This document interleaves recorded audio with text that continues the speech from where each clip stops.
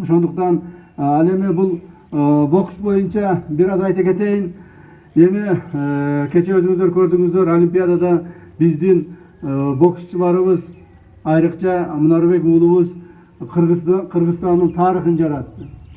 Кыргыз мамлекетинин тарыхында Олимпиадада бокстан биз мындай финалга чыга элек экенбиз. Мына биринчи жолу болду. Муну да бир куттуктап коелу, Кудай кааласа. Алла Таалам буйруп насип этсе, жакшыдан үмүт кылып турайлы. Мүмкүн эртең болобуз. Алла Таалам буйруп алтын жеңип болот. Ал эми ушунун фонунда бокс боюнча айтып кетсем, бул бокска биз менин өзүмүн келгениме, бокстун арасында жүргөнүмө бир 27-28 жыл болуп калды да. Ошонун 3 жылында бокс федерациясынын президенти болдум. 20 жылдан бери ушу бокс федерациясынын вице-президенти болуп иштеп келе жатамын. Мына бул жерде Бактыбек агабыз турат.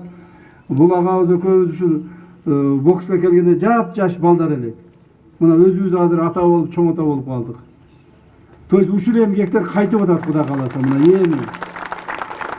Ал эми Көкжайык шаарына келе турган болсо, Көкжайык шаарынын бокстун тарыхы ушул Рыскуловдордон, ушулардын мына Бакыт досубуз, акебиз десем да болот, досубуз десем да болот, экөөбүз бир жашташ элебиз. Ушул таштабастан, кыйнап, кысталса да ушудан канчалаган балдарды чыгарып келе жатат. Көкжайык шаарынын балдары өзү чыдамкай, спортко берилген, ыкмалуу, күчтүү, ушундай сонун балдар. Анан өткөндө Бакыт кайрылып, ошол спорт ордо ушундай болуп акыбалда турат дегенден мен балдарга кайрылып айттым эле, мына бул жерде айрыкча ошо Жалал Абад жергесинде, Жалал Абадтын тегерегиндеги бүт социалдык маселелерди бир нерсе чыкса эле мен чыгып айтам.